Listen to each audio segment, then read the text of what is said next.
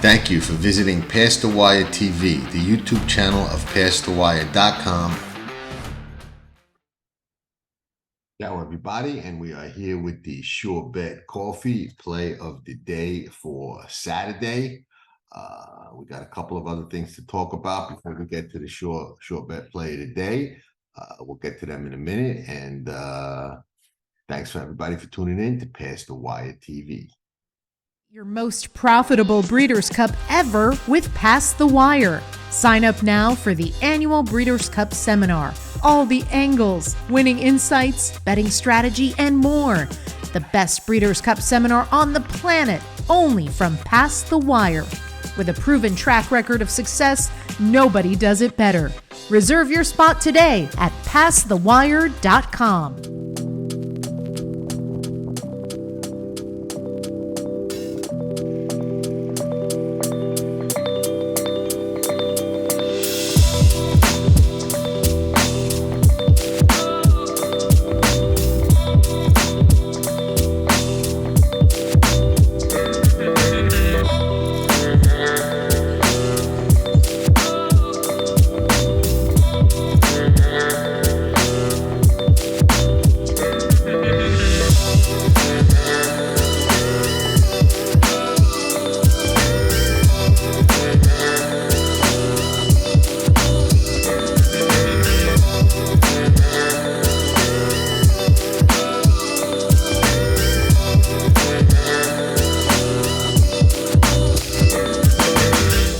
To and through the 2023 Breeders' Cup World Championships, exclusive interviews, barn tours, winning insights, and more.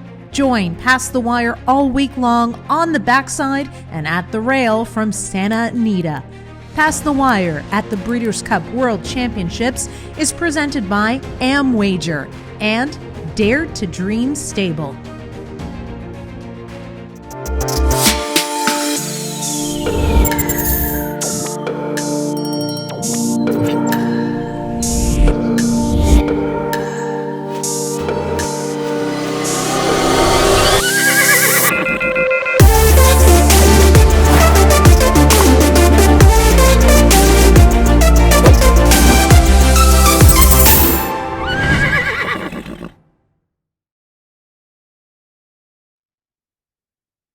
First thing I want to talk about is, important time of year, especially for people that like to, and I am one of them, bet bigger than they do year round on the Breeders' Cup.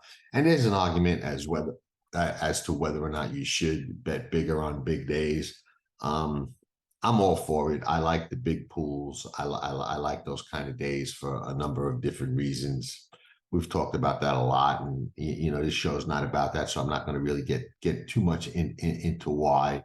But suffice to say that I like to bet a lot on those big days and bigger cards and stake laden cards, especially Breeders' Cup days, Derby Day, Travers Day, days like that. A couple of days a year, I really like to take my shots. Now, one observation I want to talk about the Breeders' Cup this year, and specifically the Classic. Many of you know, or maybe don't know, Rick Dutrow, after the Whitney win that we loved, White Barrio at 10-1. You all know that.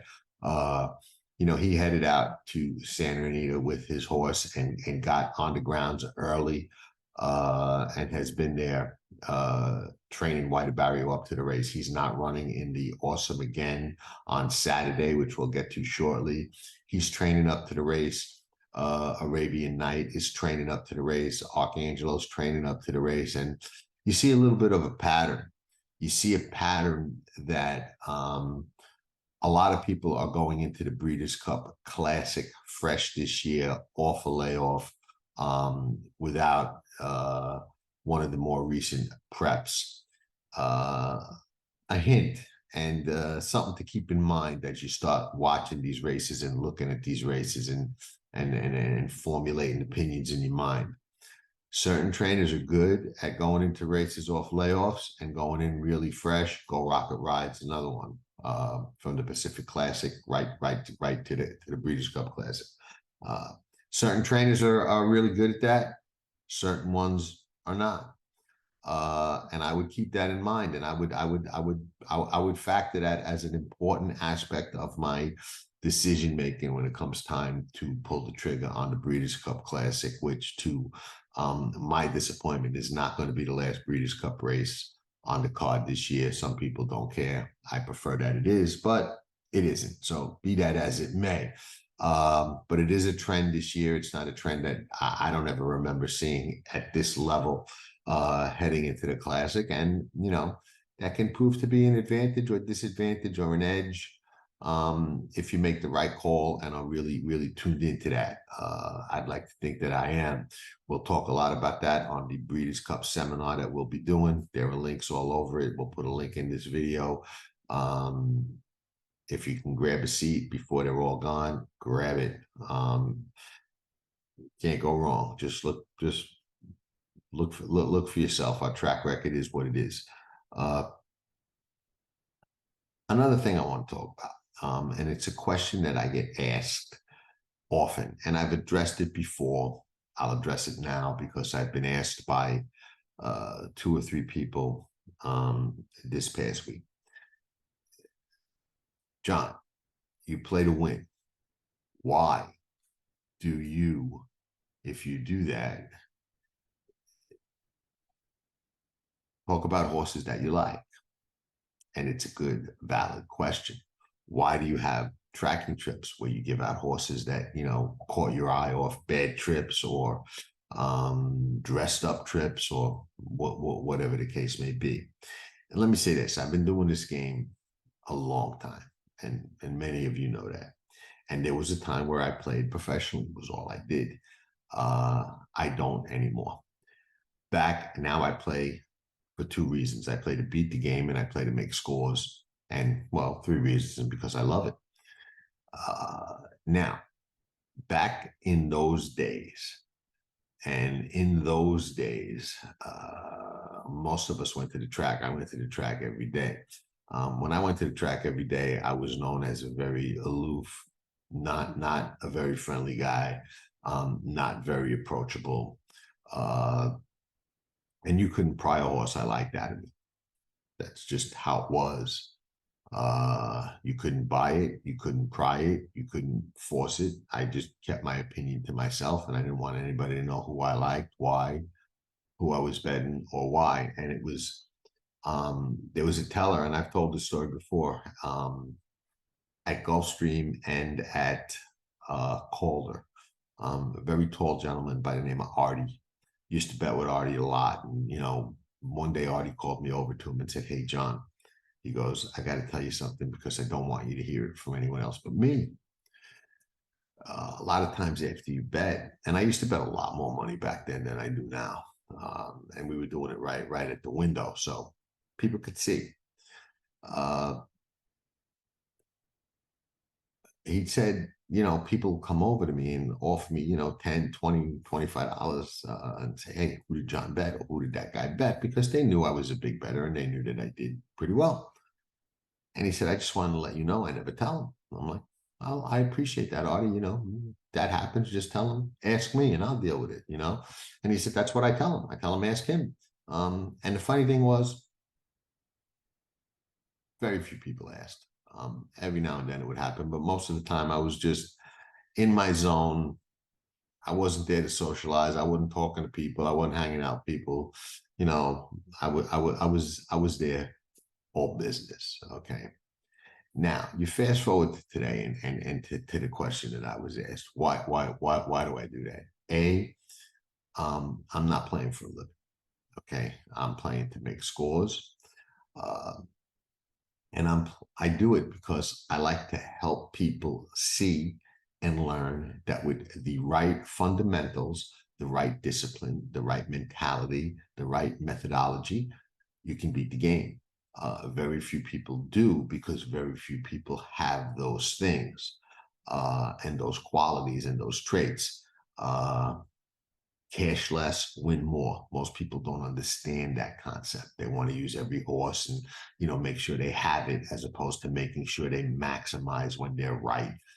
There are so many things we've talked about over the years on this show about that and how you can be successful long term and not and kill your own chances. So I do that because I'm no longer depending on paying the mortgage or eating or surviving by cashing tickets. If I was, I wouldn't be talking to anybody. I enjoy helping people get better. I enjoy watching people make scores. I enjoy helping people learn I don't want to say right way, but the way that worked for me to beat the game, which is not something that a lot of people can say they did. And I did it for a long time. Now, the other thing that makes it easy to do what I do is that horse racing breeds an interesting, and maybe all gambling and a lot of other businesses as well, but breeds an interesting kind of individual, tends to create big egos, big heads, swelled heads, and a lot of stubbornness, and everybody thinks they know better and everybody does what they think they should do. Boxing, perfect example. I tell people not to box and I tell them why. Yeah, it makes a lot of sense. I understand. I get it. And they run to the window or they go open their phone and they box. So no matter what I say, people are going to do what they want to do anyway. And that's fine. There are a few, and I have literally thousands, a folder full of, thank yous that, mean a lot to me. They really do for scores and differences that this show and that I have made with people on individual races and just in their overall approach to the game. And I enjoy that. I enjoy that at this point in my life as much as winning myself, or at least pretty close to it. So I like that. I like helping people win. And the stubborn ones who know better, good luck. I hope they win too. All the power to you. No problem. I'm okay with all of that. So it is what it is. So I enjoy what I do. The last part of that is on a lot of these days the pools are so big, the Breeders' Cup, and that was a specific question. If you're trying to hit the pick six or trying to take it down on the Breeders' Cup, why are you talking to anybody about who you like? And yeah, years ago I would have agreed. I would have told you. But now I'm not playing for a living, and the pool is so big that if you and I have the same single, it doesn't mean that we're going to have the same ticket. Doesn't mean that you're going to win or I'm going to win. Yeah, it may help your chances, but like I said, I enjoy it. It's actually now part of why I do what I do. So, love the game, love to help people get better, and my situation is such that I can maybe do a small part in helping people get better, or helping people grow the game, or helping people understand that this is a skill game if approached properly. And we've got plenty of videos out there that explain exactly how to do that if you've got the mental discipline and mindset and fortitude to actually do it. Most people don't, like that old saying, you can lead a horse to water, you can't make him drink it. With that, we'll be back with a couple of spots. We're staying away from the bad weather, so we're heading out west. Santa Anita opens this weekend, and we're heading out west. So that's where we're going to take our shots. So we'll be back in a minute, and we'll see if we can do any good on the West Coast. Tracking trips with Pick Six King John Stettin. It's one of the best tools in horse racing for any level of player. It's your second set of eyes, spotting troubled trips, betting angles, track trends, horses to watch and favorites to fade, 10 figs, ticket structure, and more. At Tracking Trips, you're a friend with benefits. Not a member? You must hate winning money. Join Tracking Trips now. Visit PastTheWire.com and we'll see you in the winner's circle. Remember, nobody does it better. Frankie Dettori. Ciao, Frankie. Tutto a posto. Tutto a posto. Yes, that's a good start. So you haven't lost your Italian. Frankie Dettori, legend, world-class jockey, one of the best ever to sit in the saddle, ambassador to the sport of kings. Meet Frankie during his fanfare like never before, only on Past the Wire TV.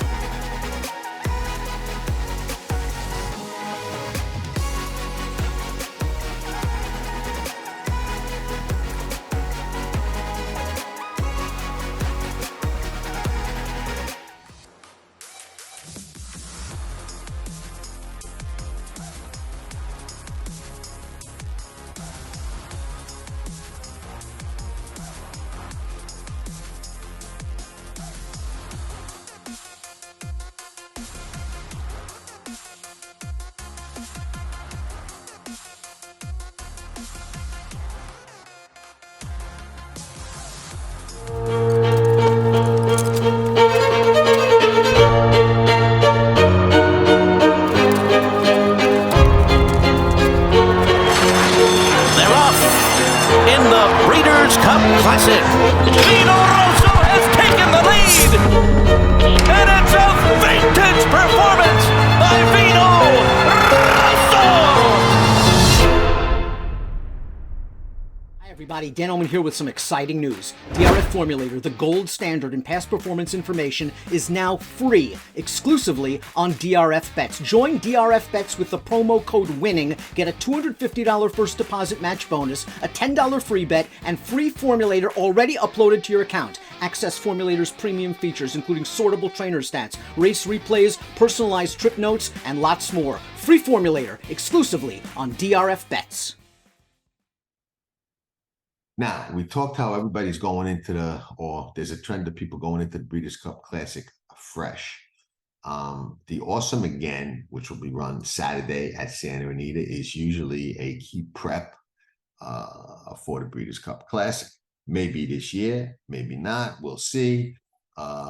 Drew a full field of horses hoping to get into the Classic. It's a win and you're in. But there were some really good horses that are bypassing it and going in fresh, and that's great.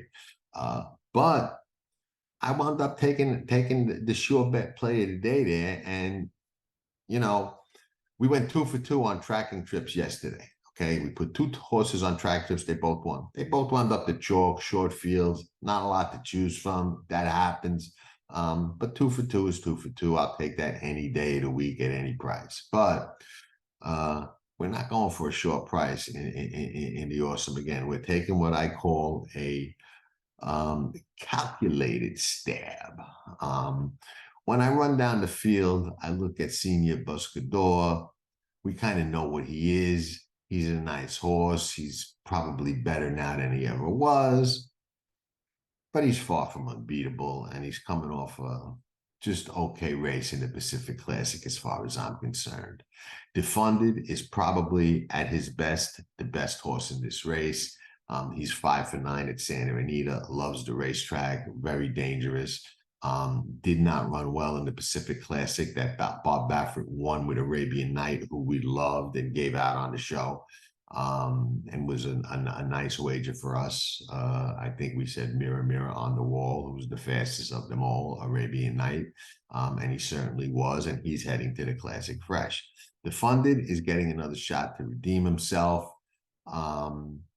But I'm a little concerned. I know, the 2 races at Del Mar are subpar, and he's coming back to, Santa Anita where he's 5 for 9. But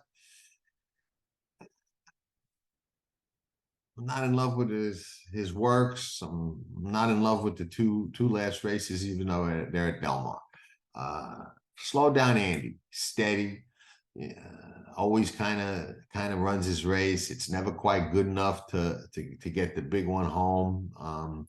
He is a grade 2 winner, and he has run well in some grade 1s without actually winning them.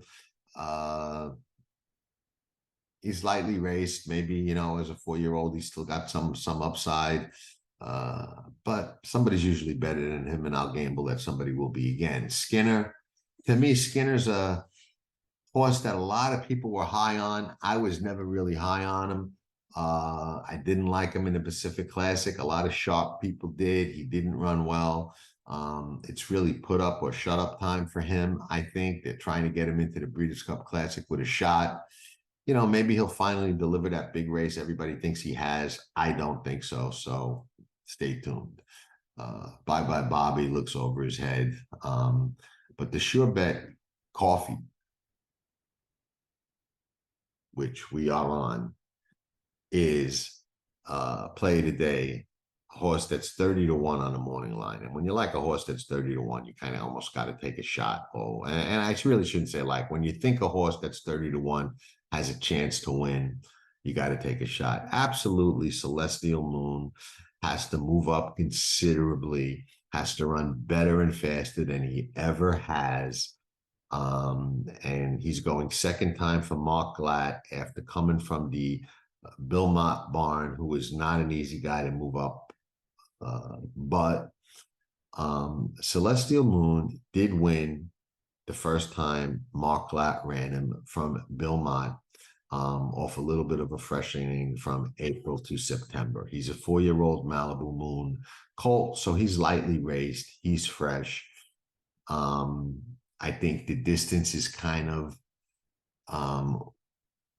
perfect for him at 1 1/8 miles. He's second off the layoff, second time Glatt, seems to be working good. Antonio Frisu, who's riding lights out, or at least was before he had to serve some days, and then they took the little break out west.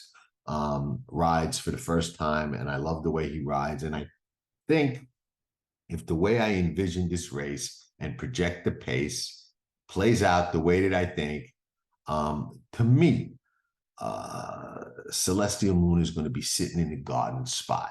Now, he's going to have to step up and really, really run the best race of his life. But it looks to me like that's potentially possible. So when you see a horse that's 30-1 on the morning line and probably going to be around 30-1 or 25-1 or maybe even more going into the gate, and you think he's got a chance to win, you almost got to take a stab. And it's a stab for sure, but I'm going to call Celestial Moon at a wild 30-1, my sure bet Coffee play today. And hey, am I crazy? Absolutely. Never said I wasn't. So you got to sometimes take a shot. And, how many out of 10 times you take shots like that? How many times you got to be right to come out ahead? Not all that many. So I'm going to take a shot with Celestial Moon at a very, very big price to pull a major, crazy upset in the Awesome again. National Treasure puts the blinkers back on for Bob Baffert. Probably going to show more speed than he did in the Travers, in the Belmont. I think he just didn't want to go 1.5 miles. He ran huge in the Preakness, but Blazing Sevens, hasn't come back and run well. Mage is kind of, come back a little bit disappointing and a little subpar, eligible to improve. Another one going into the Breeders' Cup Classic, fresh, that trend that we talked about. Paroli looks a little bit over his head. Stiletto Boy, at his best, he can certainly win this race. He's coming off an eased in the Pacific Classic. I don't know why, but they're running him back here, so I got to assume everything's okay. But I still think that Celestial Moon as I don't know, is anything even bigger than a bomb? He's more than a bomb. So I think he's worth a stab. And, you can't get too mad at yourself if he does not come through at that number, but I'm going to take a little bit of a shot with him because I think he's going to run a nice race. In the next race, just to talk about a couple of more races, there are 2 horses that catch my eye. We're going 6.5 down the hill at Santa Anita. Lane Way did not have the best trip last time out, in my opinion, at Del Mar. Like Santa Anita a lot better than he does Del Mar. He's 7 for 8, first or second at Del Mar, second off the layoff from Richard Mandela. He's dangerous. And I'm a gambler, the 7 has got 3-mile races on the turf since coming here from across the Atlantic. I think cutting back to the 6.5 down the hill is going to suit him perfectly, and he's probably going to be running pretty good late. So that's a horse that I will have my eye on. And in the last race, the City of Hope Mile, a horse I liked a lot last time and bet didn't run nearly as good as I thought that they were going to, was Captain Peak, the 8 horse. I thought he was really going to love the 1 3/8. He didn't get the best race. He didn't get the best trip. He checked a little bit late. I think he could have been closer. I don't think he would have won, but I do like him cutting back to the mile. So if we go down in flames with our 30-1 stab, we still got a couple of shots to get out with some of those other races on the card at Santa Anita. And we went there because basically the weather's crazy on the East Coast and we're looking to avoid it. So that's that. Thanks everybody for tuning in. Get your spot for the Breeders' Cup seminar. If you like the video, hit the like button, subscribe, let us know, leave a comment, ask questions. We'll answer them. We're here. We got a lot coming at you for the Breeders' Cup, before the Breeders' Cup, and at the Breeders' Cup. We're going to be there with all kinds of exclusive, cool stuff that you just won't see anywhere else except the Past the Wire TV. And there's stuff at our seminar you will hear only at our seminar with Past the Wire. So hope all is well with everybody. Thank you all for tuning in. I was going to do a race by the thoroughbred numbers and patterns, but nobody asked me for any races specifically, so I didn't do the work. So I'm doing it on my own. Sometimes you got to ask. So thanks everybody. Ciao for now.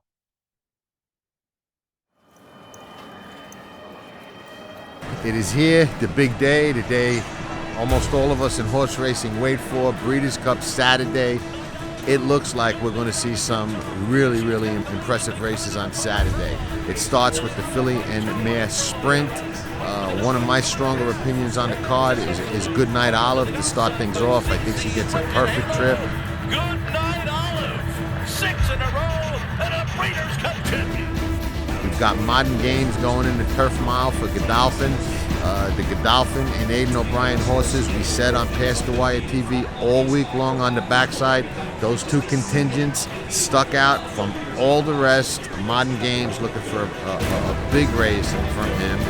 Modern Games, storming down the center of the course. Modern Games, a 2-time Breeders' Cup winner. You bet he is. That is Rebels Romance, who in my humble opinion is one of Godolphin's better chances this year. Rebels Romance is a very, very good looking Godolphin horse that can absolutely win this race. Rebels Romance is a must use. Rebels Romance, rolling on the outside. Warlock got it. Makes her bid down toward the inside. Rebels Romance down the center of the course. Has it close to home.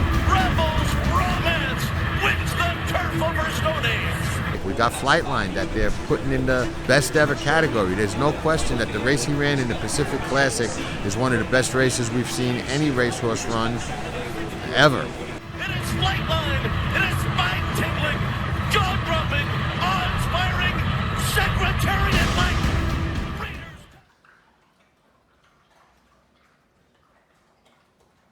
Does it better.